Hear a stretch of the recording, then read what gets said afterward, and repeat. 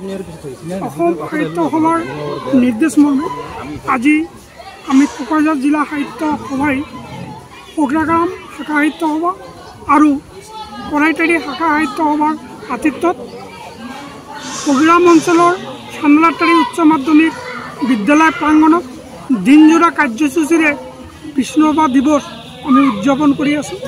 আমাৰ ইতিমধ্যে 4টা কাৰ্যসূচী হৈ গৈছে আৰু আমাৰ মাত্ৰ এটা কাৰ্যসূচী চলি আছে আৰু এই কাৰ্যসূচীসমূহ খুব সফলভাৱে আমাৰ হৈ আছে আৰু আমি এই ভিতৰুৱা অঞ্চলত এই বিষ্ণুৰাভা দিৱস উদযাপন কৰাৰ এটাই উদ্দেশ্য যে গাঁৱে ভূঞে যেনেকৈ বিষ্ণুৰাভা দেৱে শ্ৰম কৰি কষ্ট কৰি ৰাইজক সজাগ কৰি ৰাজনীতি সাংস্কৃতিক আদিৰ বিষয়ত উদগনি যোগাইছিল তাৰে প্ৰভাৱ যাতে আমাৰ গাঁওবাসী অঞ্চলত আমি প্ৰচলিত কৰিব পাৰোঁ। আজি আমি কোকৰাঝাৰ জিলা সাহিত্য সভাই এই মনোকামনাৰে আজি এই কোকৰাঝাৰ জিলাৰ ভিতৰুৱা এখন গাঁৱত এই বিষ্ণুৰাভা দিৱস আমি উদযাপন কৰি আছোঁ। হয়, ৰাভা দিৱস প্ৰতি বছৰে 20 জুনত পতা হয় আৰু এইবাৰ কোকৰাঝাৰ জিলা সাহিত্য সভা কোকৰাগাম শাখা সাহিত্য সভা আৰু কাবাইতাৰী শাখা সাহিত্য সভা লগতে এইখন উচ্চ মাধ্যমিক বিদ্যালয় চান্দলাতাৰী স্কুলৰ প্ৰাংগণত পতা হৈছে আৰু ইয়াত দেখিছোঁ যে যথেষ্ট ছাত্ৰ ছাত্ৰী ইয়াতে ভিৰ সমাগম হৈছে আৰু এই এটা শুভ লক্ষণ বুলি মই ভাবোঁ। কাৰণ 20 জুন দিনটো কেৱল এটা দিন হিচাপে উদযাপন নকৰি আমি এই দিনটোত বিষ্ণুৰাভাদেৱৰ যি আদৰ্শ, তেওঁৰ যি কৰ্মৰাজি, তেওঁৰ যি সৃষ্টি, তাক যদি আমি আমাৰ উত্তৰ পুৰুষৰ মাজত বা বৰ্তমান পুৰুষৰ মাজত যদি আমি ধুনীয়াকৈ যদি বুজাই দিব পাৰোঁ, মই ভাবোঁ তেতিয়াহে আমাৰ বিষ্ণুৰাভা দিৱস পতাৰ এটা প্ৰাসংগিকতা নিশ্চয় আহি পৰিব আৰু আছেও প্ৰাসংগিকতা।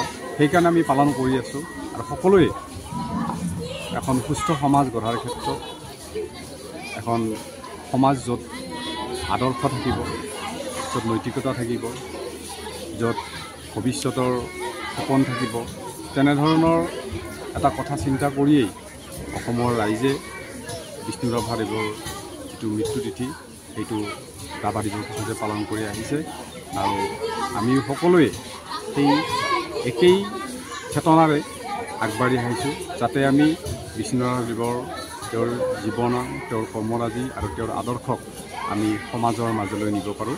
আমি সেইটোৱেই আমাৰ কাম্য আৰু আজিৰ দিনৰ যিটো প্ৰাসংগিকতা আমাৰ সেইখিনি। ৰাইজক মেছেজ বুলি ক'বলৈ গ'লে বিষয়টো এনেকুৱা হয় যে আচলতে ৰাইজেই ৰজা সমাজৰ।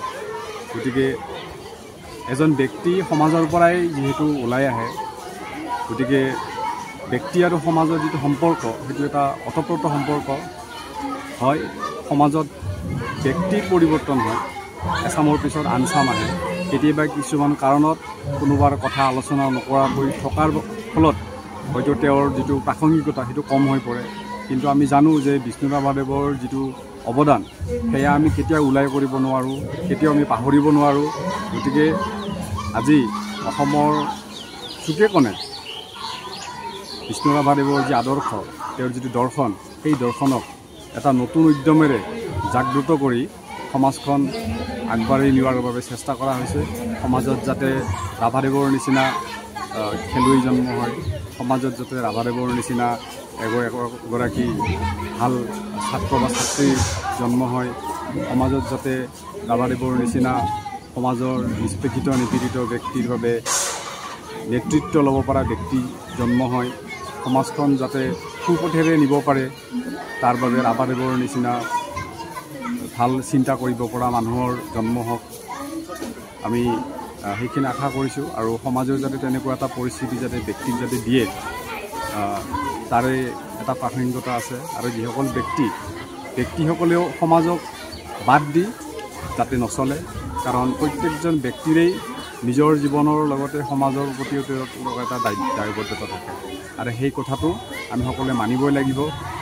ব্যক্তি আৰু সমাজৰ সম্পৰ্কক আমি হাৰি সামজি বুজিব লাগিব আৰু তেতিয়া এখন সমাজ থাকিব। আৰু আমি আমাৰ অসমৰ পৰিপ্ৰেক্ষিতত আমি যদি চাওঁ, আমি সমাজ অবিহনে আমি একো কথা চিন্তা কৰিব নোৱাৰোঁ। আমাৰ এটা যদি গল্প যদি আমাৰ লিখা হয়, আমি সেই আমাৰ সমাজখনক আমি লওঁ। আমি যদি কিবা এটা চিন্তাও কৰোঁ, আমি সেই সমাজৰ পটভূমিতে আমি চিন্তা কৰোঁ। অৰ্থাৎ মানুহৰ চিন্তা কৰাৰ যিটো এটা কেপাচিটি, সেইটো ব্যক্তিজনৰ একচুৱেলি বেকগ্ৰাউণ্ডৰ পৰাহে হয়। আৰু সেই বেকগ্ৰাউণ্ডটো হৈছে তেওঁৰ সমাজ। সেই সমাজত যি শিকিলে, যি জানিলে, সেইটোৰ ওপৰত নিৰ্ভৰ কৰি তেওঁ ভৱিষ্যত জীৱনৰ বিভিন্ন সমস্যা তেওঁ সমাধান কৰিবলৈ আগবাঢ়ি আহে।